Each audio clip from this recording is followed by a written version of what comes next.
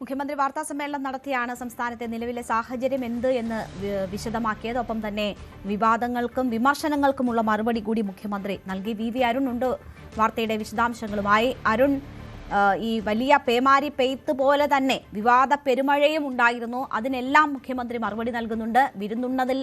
വിരുന്നുണ്ടതിൽ ഒപ്പം തന്നെ ഈ ഹെലികോപ്റ്റർ യാത്ര തുടങ്ങിയവയിൽ എന്തൊക്കെയാണ് മുഖ്യമന്ത്രി വിശദീകരിച്ചത്? ഒപ്പം മഴയിൽ സംസ്ഥാനത്തെ സാഹചര്യം ഇപ്പോൾ എന്താണ് എന്നതാണ് മുഖ്യമന്ത്രി പറയുന്നത്.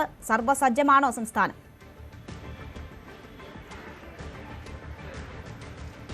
ലഡുക, സംസ്ഥാനത്ത് അസാധാരണമായ മഴയാണുണ്ട്. അത് മുഖ്യമന്ത്രിയുടെ വാക്കുകൾ കടമെടുത്താൽ മിന്നൽ പ്രളയമാണ് സംസ്ഥാനത്ത് ഉണ്ടായത്.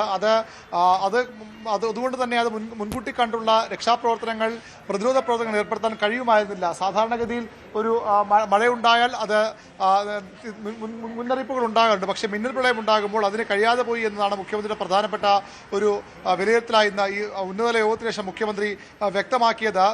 മറ്റെല്ലാ ക്രമീകരണങ്ങളും മുന്നറിയിപ്പുകൾ നേരത്തെ നൽകിയിരുന്നു. പക്ഷേ മിന്നൽ പ്രളയത്തെ തിരിച്ചറിയാനും അത് പ്രതിരോധിക്കാനുള്ള സംവിധാനങ്ങൾ IMDക്ക് പോലും ഇല്ല. അതുകൊണ്ടാണ് ഇത്തരമൊരു പ്രശ്നമുണ്ടായെന്ന് മുഖ്യമന്ത്രി വിലയിരുത്തി. സംസ്ഥാനത്തെ സ്ഥിതിഗതികൾ നിയന്ത്രണ വിധേയമാണ്. പത്തനംതിട്ടയിൽ മാത്രമാണ് അല്പം ആശങ്കയുള്ളത്. വെള്ളം അവിടെ ഇറങ്ങാനുണ്ട്. അവിടെ പ്രത്യേക ശ്രദ്ധയുണ്ടാകും. 316 ക്യാമ്പുകളിലായി 11,018 പേർ സംസ്ഥാനത്ത് ക്യാമ്പുകളിലുണ്ട്. 15 മരണം ഇത് റിപ്പോർട്ട് ചെയ്തു. 7 പേർ ഇനിയും കണ്ടെത്താനുണ്ട്. 30-ന് തന്നെ ദുരന്തനിവാരണ അതോറിറ്റിയുടെ യോഗം ചേർന്ന് സ്ഥിതികൾ വിലയിരുത്തി. 1-ാം തീയതിയും യോഗം ചേർന്നിരുന്നു. കൃത്യമായ മുന്നറിയിപ്പുകളും നൽകിയെന്നാണ് മുഖ്യമന്ത്രി അവകാശപ്പെടുന്നത്.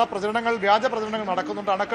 വലിയ അണക്കെട്ടുകൾ തുറന്നുവിടുന്നു, അതിലൂടെ വെള്ളം പൊങ്ങിയെന്ന പ്രചരണമുണ്ട്. അത്തരം ഒരു സാഹചര്യവും സംസ്ഥാനത്തില്ല. മൂഴിയാറിൽ മാത്രമാണ് അത്തരത്തിൽ വെള്ളം തുറന്നുവിട്ടത്. പക്ഷേ അത് വലിയ അണക്കെട്ടുകളെല്ലാം പ്രധാനപ്പെട്ട അണക്കെട്ടുകളെല്ലാം ജലനിരപ്പ് അനുവദനീയമായതിലും താഴ്ന്ന അവസ്ഥയിലാണെന്നാണ് മുഖ്യമന്ത്രി വ്യക്തമാക്കുന്നത്. കടലാക്രമണമുള്ള പ്രദേശങ്ങളിൽ പ്രത്യേക ശ്രദ്ധയുണ്ടാകും. മരണമടഞ്ഞവരുടെ ഈ സംസ്കാര ചടങ്ങുകൾക്ക് കുടുംബാംഗങ്ങൾക്ക് 10,000 രൂപ നൽകും. ക്യാമ്പുകളിൽ കഴിയുന്നവർ വീടുകളിലേക്ക് എത്തുമ്പോൾ അവർക്ക് അതിജീവിക്കാൻ 10,000 രൂപ നൽകും. മരിച്ചവർക്കുള്ള ധനസഹായം 8 ലക്ഷം രൂപയാണ്. സ്ഥലം വാങ്ങി വീട് വയ്ക്കാൻ നേരത്തെ പൂർണ്ണമായും ഈ ഉരുൾപൊട്ടലടക്കം വീടും സ്ഥലവും നഷ്ടപ്പെട്ടവരുണ്ട്. അവർക്ക് അവിടെ വീട് വയ്ക്കാൻ കഴിയുന്ന സാഹചര്യമുണ്ട്. അങ്ങനെ സ്ഥലം വാങ്ങി വീട് വയ്ക്കാൻ 10 ലക്ഷമായ നേരത്തെ സഹായം അത് 12 ലക്ഷമായി സർക്കാർ ഉയർത്തി. വീട് മാത്രം വയ്ക്കുമെന്നുള്ളവർക്ക് 4 ലക്ഷം എന്നത് 6 ലക്ഷമായും ആ സഹായം ഉയർത്തിയിട്ടുണ്ട്. കൃഷിനാശത്തിനുള്ള സഹായം വർദ്ധിപ്പിക്കും. അടുത്ത മന്ത്രിസഭാ യോഗത്തിൽ തീരുമാനം ഉണ്ടാകും. മിന്നൽ പ്രളയമുണ്ടായി. രാത്രി വരെ അത്തരം അറിയിപ്പില്ലായിരുന്നു. അതിതീവ്ര മഴയുണ്ടായി. വടശ്ശേരിക്കരയിലൊക്കെ 380 മില്ലിമീറ്റർ മഴയാണ് പെയ്തത്. എൽ നിനോയുടെ പ്രതിഫലനമാണ് സംസ്ഥാനത്ത് ഈ മഴയ്ക്ക്, ഇത്ര വലിയ മഴയ്ക്ക് കാരണം. അത് ഇനി മറ്റു തരത്തിലേക്ക് കൂടി മാറും. അത് തീവ്രമായ വരൾച്ച ഉണ്ടാകാനുള്ള സാധ്യതയുമുണ്ട്. ഏതായാലും ഈ മഴ മുന്നൊരുക്കങ്ങൾ, മറ്റു നടപടികളൊക്കെ മുഖ്യമന്ത്രി വിശദീകരിച്ചു. എല്ലാ ക്രമീകരണങ്ങളും ഏർപ്പെടുത്തിയിട്ടുണ്ട്. ജനങ്ങൾക്ക് ഒരു വിധത്തിൽ ആശങ്ക വേണ്ടെന്ന് മുഖ്യമന്ത്രി പറയുന്നു. അതിനും അപ്പുറത്തേക്ക് ഈ സർക്കാരിൻ്റെ ഈ തയ്യാറെടുപ്പുകൾക്കും സഹായങ്ങൾക്കും അപ്പുറത്തേക്ക് മുഖ്യമന്ത്രിയുടെ ആ ദിവസങ്ങളിലെ യാത്രകൾ, അദ്ദേഹത്തെ ബന്ധപ്പെട്ട് വന്ന ചിത്രങ്ങൾ, ദൃശ്യങ്ങൾ, ഇതൊക്കെയാണ് വലിയ വിവാദമായി മാറിയത്. വലിയ പ്രളയമുണ്ടാകുമ്പോൾ മുഖ്യമന്ത്രി മലപ്പുറത്ത് പൊന്നാനിയിൽ ലീഗ് നേതാവിൻ്റെ വസതിയിൽ സത്കാരത്തിലായിരുന്നു എന്ന വിമർശനം ഉയർന്നു വന്നു. അതിന് ദൃശ്യങ്ങളും പ്രചരിച്ചു. അത് മുഖ്യമന്ത്രി വൈകാരികമായാണ് പ്രതികരിച്ചത്. എന്ത് തെറ്റാണ് താൻ ചെയ്തത്? 3 മണിക്ക് ശേഷം ആ വീട്ടിലെത്തി ഭക്ഷണം കഴിച്ചതാണോ തെറ്റ്? മലപ്പുറത്ത് സ്വാഭാവികമായും അവരുടെ സത്കാര രീതിയുണ്ട്. അതാണ് ആ ദൃശ്യങ്ങളിൽ കണ്ടത്.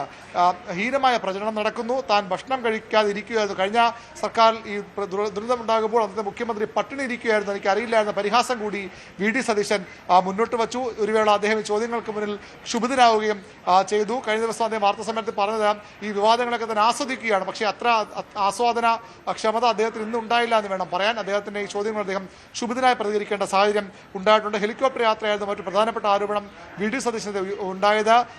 നാട് ദുരന്തപ്പെടുമ്പോൾ അദ്ദേഹത്തിൻ്റെ പിതാവിനെ കാണാൻ ഹെലികോപ്റ്റർ യാത്ര ചെയ്തു. ആ ആരോപണങ്ങൾ പൂർണ്ണമായും മുഖ്യമന്ത്രി തള്ളിക്കളഞ്ഞു. താൻ ഒരു ഇൻവെസ്റ്റർമാർ, വലിയൊരു ഇൻവെസ്റ്റ്മെന്റ് ഗ്രൂപ്പ് കൊച്ചി തന്നെ കാണാനെത്തി, അല്ലെങ്കിൽ അവർ തമിഴ്നാട്ടിലേക്ക് പോകുമായിരുന്നു.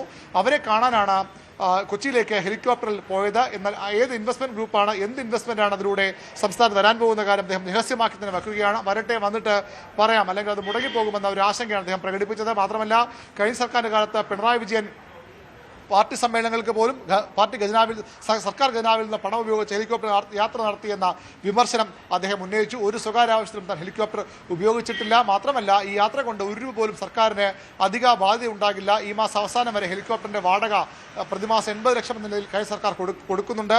അതുകൊണ്ട് തന്നെ തൻ്റെ യാത്രയ്ക്ക് ഒരു രൂപ പോലും ചിലവായിട്ടില്ല എന്ന് കൂടി മുഖ്യമന്ത്രി പറയാൻ ശ്രമിച്ചു. ഡാമുകളിലും നദികളിലും മണൽ മാറ്റും, എന്ന കാര്യത്തിൽ അദ്ദേഹം നിലപാട് വ്യക്തമാക്കി. മറ്റ് വിവാദ വിഷയങ്ങളിലും PMCയും അതുപോലെ തന്നെ KA രതീഷിനെ സംരക്ഷിച്ച വിമർശനം അടക്കമുള്ള കാര്യങ്ങൾക്കും അദ്ദേഹം മറുപടി പറഞ്ഞു. ഏതായാലും സംസ്ഥാനത്ത് കാലവർഷം ബന്ധപ്പെട്ട വലിയ ആശങ്കയും സാഹചര്യം ഇപ്പോഴില്ല. എങ്കിലും 6-7 തീയതികൾ വളരെ നിർണായകമാണ്. അന്ന് ശക്തമായ മഴ ഉണ്ടാകുമെന്ന മുന്നറിയിപ്പുണ്ട്. 5-ാം തീയതി മാത്രമേ എത്രത്തോളം ശക്തമായ മഴയെന്ന് അറിയാൻ കഴിയൂ. എല്ലാ പ്രതിസന്ധിയും നേരിടാൻ സർക്കാർ സജ്ജമാണ് എന്ന് പറഞ്ഞുകൊണ്ട് ആരോപണങ്ങൾക്ക് രാഷ്ട്രീയ വിമർശനങ്ങൾ കൂടി മറുപടി പറഞ്ഞാണ് അടിയന്തര യോഗം എന്ന പേരിട്ട് വിളിച്ച ഈ 4-ാം ദിവസത്തെ യോഗത്തിന് ശേഷം മുഖ്യമന്ത്രി മാധ്യമങ്ങളെ കണ്ടത്. ദുരന്തമുണ്ടാകുമ്പോൾ കുത്തിത്തിരിപ്പുണ്ടാക്കരുത് എന്നതാണ് മുഖ്യമന്ത്രി ചൂണ്ടിക്കാട്ടിയത്. വിവാദങ്ങൾക്ക് മറുപടി പറഞ്ഞുകൊണ്ട് അതാണ് മുഖ്യമന്ത്രി ചൂണ്ടിക്കാട്ടിയത്. വി അരുണാണ് വിവരങ്ങൾ നൽകിയത്.